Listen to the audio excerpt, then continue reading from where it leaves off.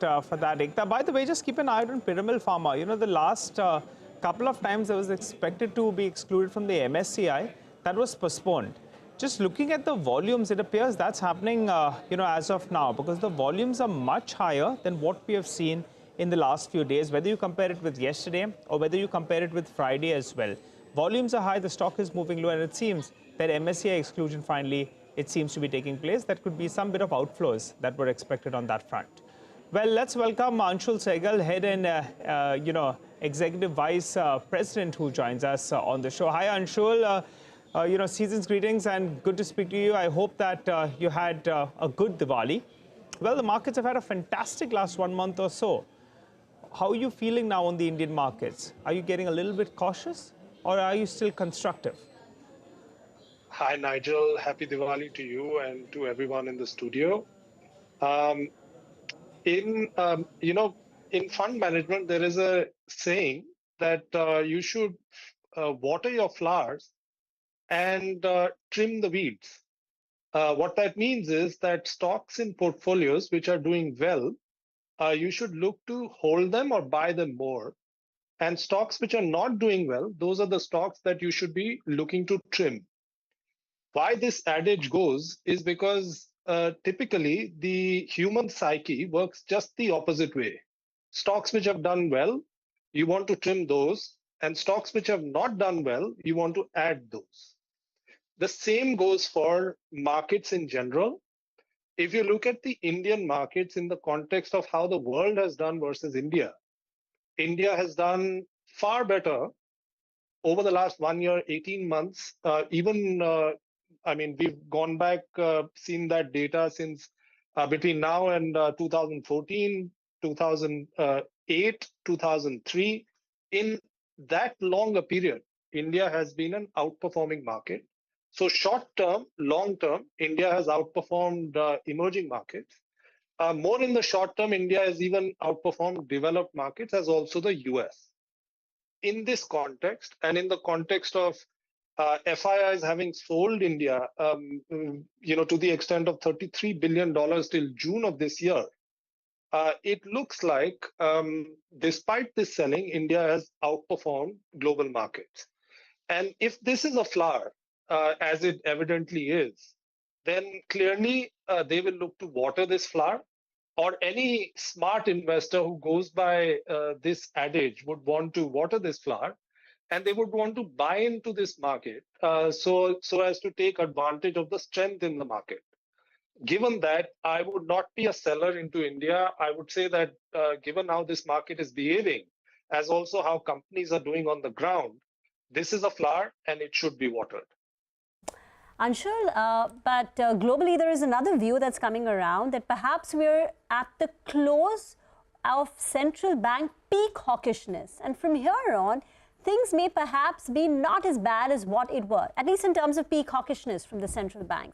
If that were the case, then there is scope for the rest of the global markets to do very well. And vis-a-vis India, many of the other emerging markets have valuation comfort. So when it comes to foreign inflows, will they not look to water those plants? That's a valid point, except that, you see, there are, if it was that simple, if investing was that simple, it would be very easy to just plot it on Excel sheets and just buy those markets which were cheaper, buy and sell into those markets which were expensive. Clearly, we know through experience and through also what has played out over years that investing is not so easy. There are layers within layers when you are looking to invest into markets. While it is a known fact that India is more expensive than many of these other markets, which have become cheap because they haven't done so well. But it is also a known fact that the fundamentals in India, the growth perspective that we have as Indians, as also corporates have, is far greater than anywhere else in the world. Just on GDP, 7% plus growth this year, 6+% next year, and that translating into corporate earnings growing far better than what the street expects. If that plays out, then this market may not be a bad bet to bet on even today. And bear in mind that India has remained expensive for the longest time, nearly 20 years. And clearly that is for a reason, for the fundamentals that this country has, as also the improvement or acceleration in growth that this country could well see on the corporate side going forward. So there is good reason for India to remain expensive and for FIIs to prefer India over other markets. No, that's a point. I agree with that. You know, one of the reasons, basic reasons, when we kind of talk about why India is more expensive vis-a-vis other emerging markets, it's one of the many reasons is because many other emerging markets against which we compare, those are resource-heavy indices. So you know, metals and mining and whatnot, right? Those are low P multiple. Or they command lower valuations as compared to a lot of consumer businesses here, which are intrinsically faster growing, more kind of predictable, and hence command higher valuation. So, you know, you look at the broad numbers and it looks very shocking that India is a big premium, at a big premium. But this is one of the reasons, important reasons. Anshul, hi, afternoon. Which are the weeds and which are the flowers now within the market now? So where do you find those opportunities and what are you doing? Yeah. Hi, Prashant. Good to be speaking with you.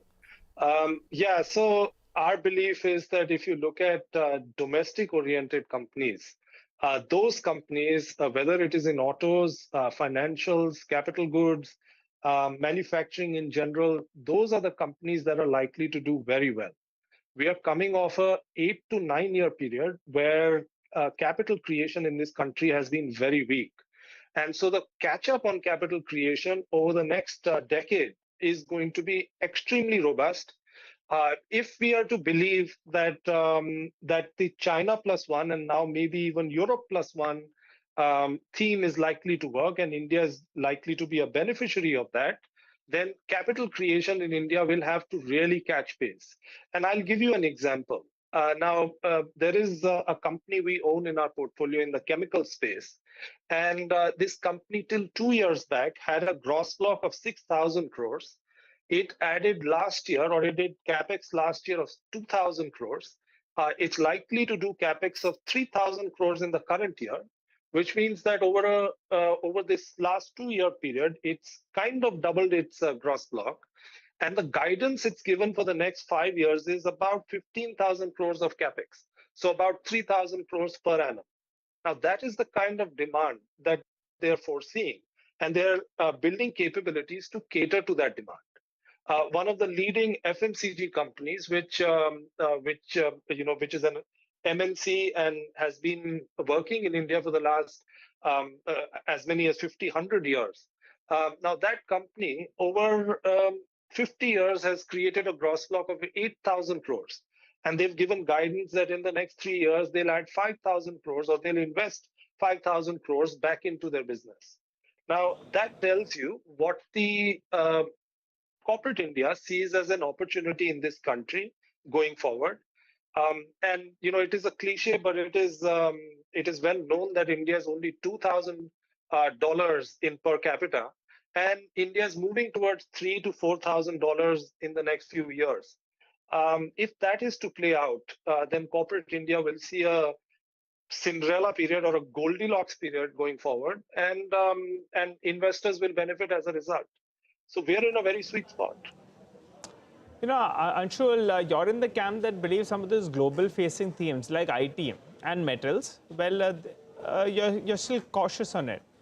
But the metal space, let's keep that aside because it's far too complex. What about IT? You know, in the last month or so, last 45 days or so, that's actually bounced back in style. What's your take on it? I mean, what will make you turn this cautious stance on IT?